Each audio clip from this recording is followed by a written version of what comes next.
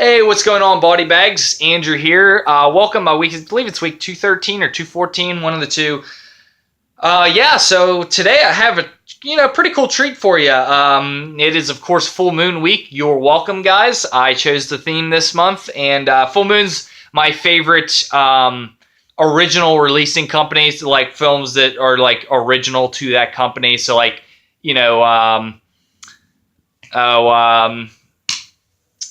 how Scream Factory released like Carrie or something like that. That's not original to that company, but these films are pretty original to the company. So, anyways, the review I have for you today is for Trophy Heads. Now, this one basically takes place at this kid's kind of house, like very large house. He lives with his mother. He watches these old films and just happens to be all old Full Moon and Empire films, budget. And he basically longs for those good old days of those Scream Queens and realizes that they're, getting older, and he kind of wants to preserve their youth kind of thing. So he tracks them down, captures them, and, Trophy Heads, he kills them. So basically most of this film takes place in this kid's basement or dungeon, whatever the hell you want to call it. Within the cages, they basically are I don't want to say they're dialoguing, and there's only like 3 at a time. So I know Brink Stevens, Linnea Quigley, and then another girl who I don't think is a Scream Queen. But she's basically the nude girl that Brink Stevens was giving a massage to.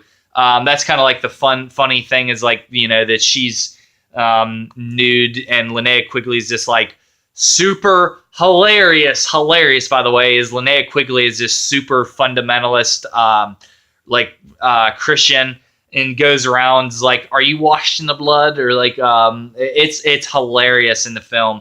And so yeah. They're all captured, killed, and it's like he cuts off their heads and makes trophies of them to commemorate them. It's very, very intriguing. Honestly, it's one of those ones again where it's full moon. Only full moon could come up with an idea like this. Very unique. I've never heard of a premise like this before. Yeah, rather interesting film. Honestly, I really feel like it really captures that, spirit of like nostalgia. Like this guy's watching like Subspecies, and what was he watching of Linnea Quigley's? I can't remember what full moon film she was in, but he's watching and I can't even remember which one Brink or Darcy was in, but yeah, this is it's really cool. They're watching all those old films that I love, and it's so interesting. And I find that the execution's okay.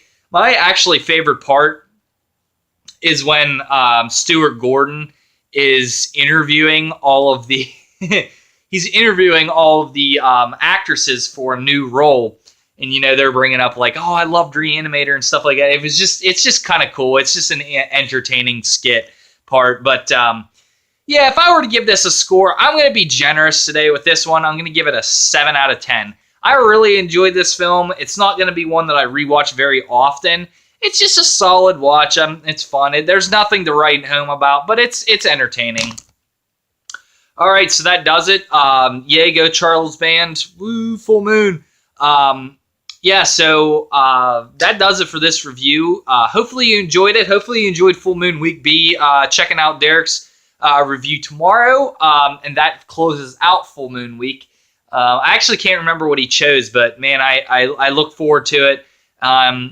Huge Full Moon fan. So thanks, guys. Hopefully you enjoyed this. Let me know what you think, and have a great week. See you tomorrow. See you next week, guys. Peace.